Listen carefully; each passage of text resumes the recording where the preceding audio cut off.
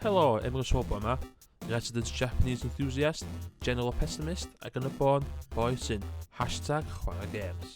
Swn i'n cael pint a bob game fideo dwi wedi chwarae dros y flwyddyn yma, swn i'n efo lot o punnoedd. Felly mae hynna'n dangos dwi wedi chwarae lot o games dros 2017. Dyma fideo fi'n trafod ambell un. Dwi'n lygo gwneud 2 peth o'r fideo yma. Dangos pa gemau cafodd yr argraff orau arna fi dros y flwyddyn, ond hefyd atgoffa i bawb ddim i cael gantws mewn sport, oherwydd mae'r stwff maen nhw wedi gwneud i gem na yn sen y crap, fod y dreifio i hun reit dda o'r games crap, paid o chwarae gantws mewn sport, just chwarae rhywbeth arall, literally rhywbeth arall. Dwi'n gweld yn game dreifio, just paid o chwarae gantws mewn sport, cos mae'n crap. Felly, dyma rhestr o gemau dwi wedi joio mwya dros y flwyddyn. Ond cyn y 5 ucha, dyma rhestr o gemau nes i'n joio yn oedd fethu allan. Niho, game lle ti'n samurai'n dod o Prydain, ti'n mynd i Japan, a ti'n lladd demons a stuff. Game diddorol, basically, union fath o Dark Souls. Dwi'n joio Dark Souls a dwi'n joio hwn. Dirt 4, wastad bod yn fan o'r Dirt series a Colin McRae series. Ac y Dirt 4, di ddim ar dda y Dirt Rally yn allan cynt. Ond mae'n neud union beth isio. Ond unig beth efo hwn ydy ti'n cael ei tracks dy hun o sam preset tracks. Mae'n y thing, ond ia. FIFA. FIFA di pobl gyda FIFA. Ddylai pobl dweud pwy fod i gorau, ond mae pobl chwarae FIFA, so FIFA dwi'n chwarae. Super Mario Odyssey, dwi jyst heb di gael chance i chwarae lot ohono fo, i fod yn onest, ond mae pobl yn Super Mario Odyssey, ond dwi jyst heb di gael chance i chwarae fo, mae'n eitha big fydd o'n awesome, ond hynna pam dwi'n top 10. Cuphead, game nes i edmygu bwyn nes i joio bwyn yma. Art style really da, fatha hen cartoons, a game fatha Run and Gun, beth ydy Gunstar Heroes. So ie, game da, edrych yn anhygoel. Horizon Zero Dawn. Yr unig peth nath hwn o'i le oedd cael ei ryddhau yr un amser a Zelda. Ac mae'r game yn edrych yn debyg open world, mae'r aspect huntio yn y dar wahân, a mae o'n game dwi wedi'n hofio amdan, ond dwi'n argymell i rhywun i trio. Sonic Mania. Hwn di'r Sonic mae pob eisiau ysbonyddoedd. Mae wedi mynd nôl i'r dyddiau Mega Drive a mae'n hollol anhygoel, wella'r crap bod dim o Sonic Adventures fyny at rwan. Mae'n just hen Sonic a mae'n awesome. Tekken 7. Game cwffio sydd allan blwyddyn yma wedi dod o'r holl hanes yr Tekken sydd wedi mynd dros 20 mlynedd at ei gilydd. Dod o hen cymeriadau newydd a guest characters. Game hollol wych cwffio a gymell i rhywun. Wolfenstein, The New Colossus. So yn gallu siarad lot am y gem yma, plots diddorol o bod dim, ond dwi'n dweud gem o lladd Nazis dio. Beth na ddim i licio. Just lladd lot o Nazis, a ie. その結果を知るのは神のみである。それじゃあ、いってみよう。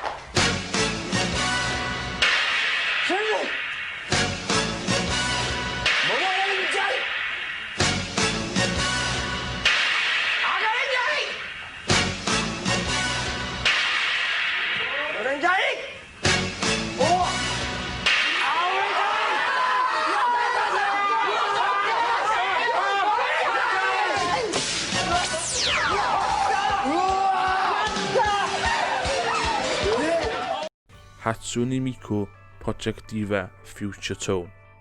Mae Hatsune Miku yn massive yn Japan, anime/vocaloid, sef fatha computer singing thing ydy go iawn.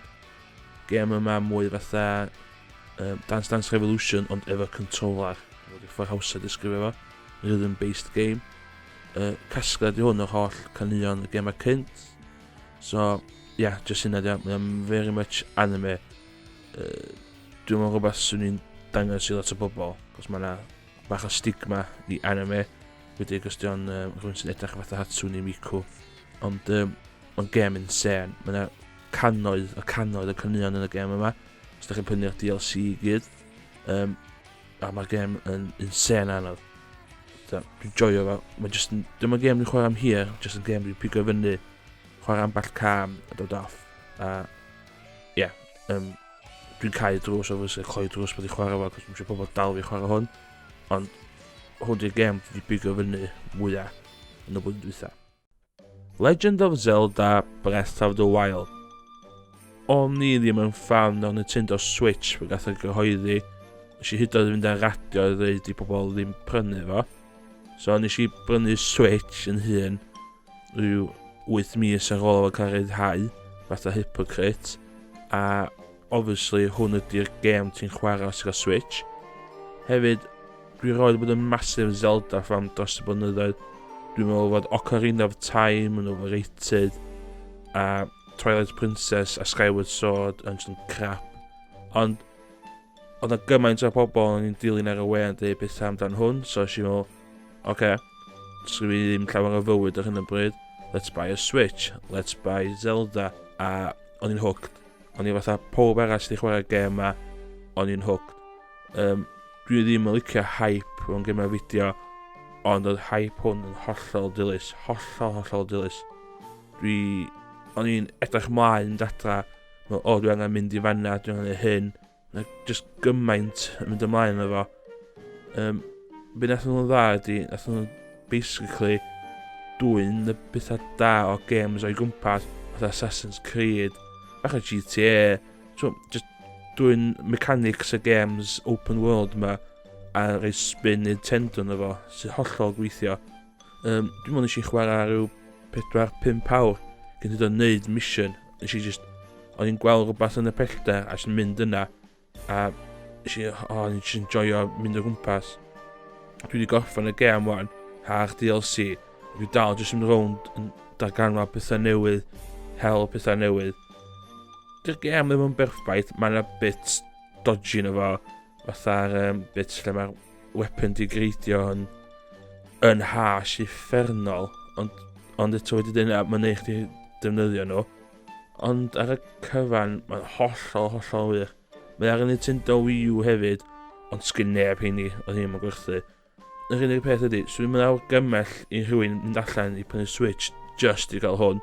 Prynu'r Switch am pethau eraill hefyd, ond mae hwn yn awesome esgus i cael Switch. Dwi'n mor falch eisiau gael o. Ddyla fi wedi gael o bydd allan ydy gwir, so fi fod yn ben galad. Ond, dwi'n fan Zelda o'r diwedd.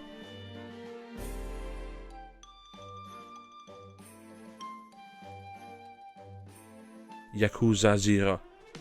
Doth 2 Yakuza game allan ar y PS4 blwyddyn yma, Yakuza 0 a Yakuza Kimway 1, sef remake o Yakuza 1, oedd ar y PS2, ond dwi am cynnwys Yakuza 0 cos hwnna di'r gorau'r ddau, ond be dwi wedi dweud, genuine cyfro'r ddau. Yakuza ydi GTA Japan, nath o'n rhai pobl yn gael efo, a dwi ddim yn hynna, dim hynna o gwbl o bellffordd. Oedd o'n lot mwy, ond eto lot llai yn rhan eraill. Y ffordd gorau i disgrifio fo fewn un brawddeg ydy crazy soap opera Japanese mafia with side of heart and humour. Mae'r stori hyn yn wallgog yn insane, mae gymaint o plot turns a twists a hollol insane. Hyd os yn mynd sens, really, ond mae'n rhan o'r apel o'r peth. Ond eto, mae'n pepro fewn, mae'n side quests sy'n dod o gymaint o calon a humour i fewn. Pethau mwyaf ffynnu erioed mewn gêm wedi digwydd o'r side quests Yakuzas os ydyn nhw'n Yakuza 0 dim gwahanol. Yn Yakuza 0, ti'n chwarae 2 cymeriad, sef prif cymeriad y gyfres yn general, Kazuma Kiryu, dragon o Dojima, a so-called rival o'n y dyfodol, sef Goro Majima. So mae Kiryu yn based yn Tokyo, a mae Majima based yn Osaka yn y cychwyn. Fel mae stori mynd ymlaen, mae pethau'n symud yn y diweddglo. Dwi'n mynd rili gweld i gilydd y gwir tan reit yn diwedd, ond mae'r stori yn setio fyny Yakuza 1, nath allan blynyddoedd yno. Mae'r gêm wedi setio yn 1980s, a mae Yakuza yn open world game hollol insane, sy'n ddim byd nath y GTA o gwbl. be mae'n dda yn neud ydy, mae'n uffernol o manwl yn bob dim. Ti'n mynd i fewn i siop, ti'n gallu sbio ar y magazines, ti'n gallu sbio ar y stwff fatha diodydd a bwyd a felly. Diodydd y bwyd go iawn, dio. Mae shops, caffes, arcades, ti'n gallu chwarae dart, ti'n gallu chwarae pool, ti'n gallu mynd ar dates o bobl, ti'n gallu canu karaoke. Mae'r add-ons just hollol wallgo. Mae gymaint o minigames i denu sylw. Wedi just chwarae, dwi wedi gorffen bob un o'r cwsau erioed. Dwi dal yn dod nôl at o'n i chwarae minigames, chos mae'n gymaint o hwyl. Yn amlwg, mae'n Japanese humour yna fo, a mae'n rhaid bit yn methu'r marc, really, i pobl ochr yma'r byd. Ond maen nhw'n few and far between i gwir. Mae yna underground woman wrestling sy'n bach yn dodgy. Yn bob dim drugs yn y game, yna 10 peth da. So ar gyfer chi bigo fyny, mae'n wastad ar sale ar PSN. So ni'n prynu 0 cyn cymwai. Mae yn anodd i bigo fyny'n cychwyn. Ti'n meddwl, biffas yn ymlaen. Dwi'n gwybod be'n neud. Dal ati, a mae pethau'n just gweithio. Ti'n twigio am pethau, a mae'n just yn agor fyny, a mae'n just gymaint i'n neud. Mae'r stori wallgo. Os ni'n argymell i rhywun trio'r Yakuza series.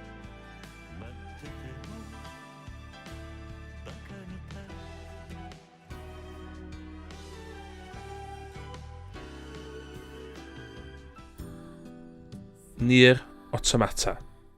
Mae'r gêm yma efo hanes reit diddorol. Mae hwn yn ail gêm yn y gyfres Nier, a mae'r Nier spin-off o'r gyfres Dragon Guard. Wel, mwy specific, y 5 diweddglo yn yr ail Dragon Guard, dwi'n meddwl. So, o hwnnw ddoth y Nier gynta.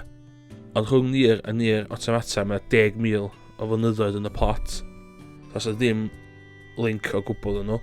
So dwi'n rhywun dall pan mae'n gael o'n Nier, ond dwi'n watch am hynna.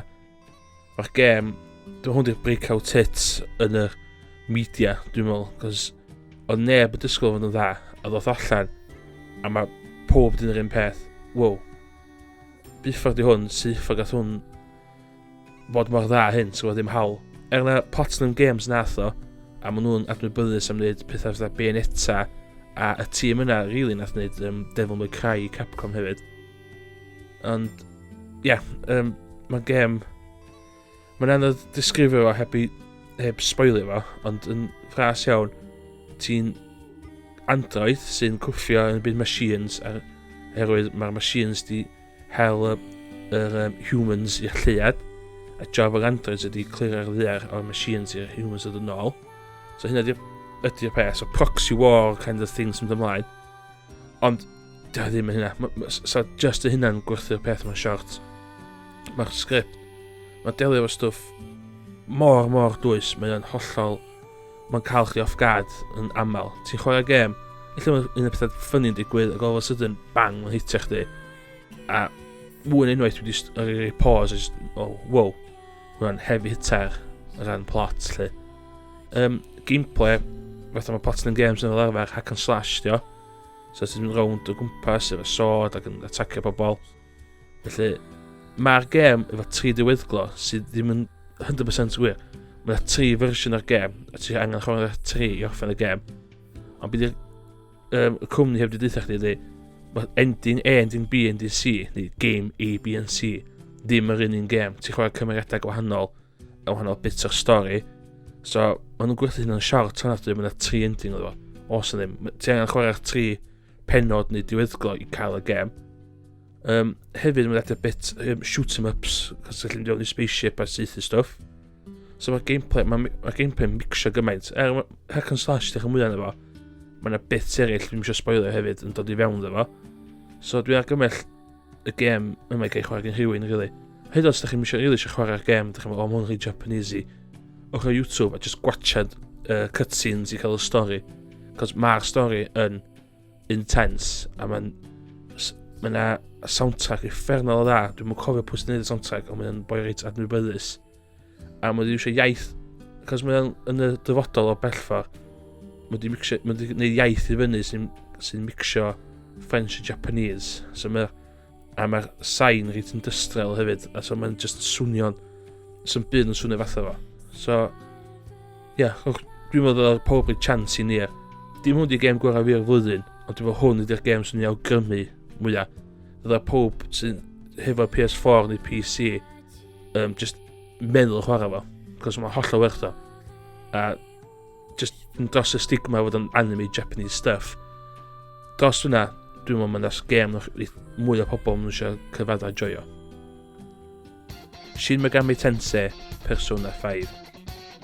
Dyma fo gêm fi o'r flwyddyn o bellfor sy'n hollol insane oherwydd dwi'n meddwl 2017 ydy'r blwyddyn gorau i fi gofio am just sheer amount o games. Mae'n gymaint o gemau da fel dwi wedi trafod o yma. A mae'n degau dwi heb wedi trafod amdan. Ond i fi Persona 5 ydy o bach yn bias. Dwi'n fan o'r Persona series sy'n series niche iawn uffernol. Ond mae Persona 5 dwi'n meddwl wedi dod o fo i'r mainstream wan. A mae'r pobl wrtho fi sy'n stuck yn y mud dweud, na, Persona 4 di gorau. Dwi'n anghytuno Persona 5 ydy'r gêm gorau yn y gyfres. A dwi'n meddwl hwn di'r JRPG gorau dwi wedi joio. So Persona 5 ydy JRPG wedi sel yn Tokyo yn y present day. A cyfres o plant ysgol ydy o sy'n wedi darganfod ffordd gallu mynd i'r Otherworld yn mwyn gwffio pethau pobl drwg. So y ffordd newydd pobl drwg ydy maen nhw'n ffeindio allan be maen nhw'n poeni mwy amdan ac yn dwy'n hynna o dan colonna nhw wrth defnyddio things yn y personas. Mae'n swnio'n hurt, mae'n hurt a hynna ydy'r gêm rili lle ti'n mynd a maen nhw'n dwy'n stwff mae pobl drwg yn poeni amdan. Dwi'n mynd i job da disgrifio yma ond mae'r stori yn i fi o'n i'n hooked o'r cychwyn. So mae fel ti'n dechrau lari, cos mae gêm uffernol i hir, gêm 100 awr yn braf. Be mae'n dod dda ydy, mae'n triclo'r plot i chdi, so fel ti'n dechrau teimlo ti'n mynd yn grindio yn lari fatha unrhyw JRPG. Mae'n nhw'n hitio chdi efo bach o plot i fatha carrot yn y stick, a mae'n gweithio uffernol o dda. Ella ddim gymaint o'r ail trydydd playthrough, ond yr playthrough gyntaf, oedd o'n hwcio fi gymaint. So, basically, mae fatha beth hawsa i ddisgrifio fo i rywun sy'n byth o'ch o'r games ydy Final Fantasy kind of thing ydy o. Ond, hymwyn hynna, mae'n gymaint o stwff yn ei tu allan i'r gêm. Hynna mae lot o games yn ei dwi'n mynd cynnig y main game, ond gyda chdi the side quests a fyddim. So fama, yn mwyn cael personas mwy cryf, ti'n gorau wneud bonds, friendship bonds efo pobl. So, ti'n gorau dat pobl, so mae un dynas yn tarot cael reader, ti'n gorau helpu hi, ddim bod yn scam artist, for instance. Dyn un arall, mae teacher, a mae'r teacher yn strygl am pres, a mae'n troi yn med, a ti'n helpu hi delio efo hynna. Ond hefyd, y bit dwi wedi trafod ydy, mae'n life sim hefyd, so ti'n gorau yn dda yn ysgol, ti'n gorau cael job, ti'n gorau help pres cael job, fel ti'n cael pres, ti'n gorau studio, ti'n gorau yn siŵr mae person ti'n byw o ddim yn flin efo chdi. Mae'n gymaint o bethau i jygl efo. A mae'n rhaid i splitio allan yn diwrnodau'r mis. So mae bob un castle neu dungeon yn cael mis. Ac hwn hynna ti'n gorau yn siŵr ti'n digon pwerus i cwffio'r demons, ti'n gorau yn siŵr ti'n pres, ti'n gorau yn siŵr ti'n ddim yn pisio neb off, ti'n met efo bobl, ti'n mwy o met efo bobl. Mae'n gymaint o stwff i gadw golwg ar, i gadw chdi fynd. Mae'n hollol hurt.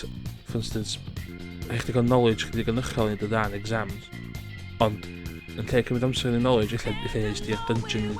So, mae'n gwannol ffyrdd i chwarae fo. So, mae'n gymaint i rhywun chwarae fo mwyn unwaith, ond obviously, pob yn hynny ydy. Eto, fel yn dydw i'r, os di games ddim yn thing i chdi, mae noson yn just gwachad y clips a gwachad y plot point ar YouTube hollol werth o. Ella dy ddim mor dwys a Nier Automata. Nes i really enjoy fo. YouTube yw, dwi'n meddwl hynny fath callai fi ddeud a bod yn realistig hefyd ydy gwir. Ond os di rhywun yn chwilio am gêm i'r PS4 neu PS3 a isio werth y bres, i ddim yn rhan o hwn de.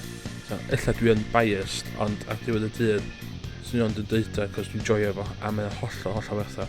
So, i fi, Persona 5 ydy gêm gorau fi o 2017. Now I know what you're saying, anime is for jerks. It's true. And I agree with you, you're right. Hear, hear.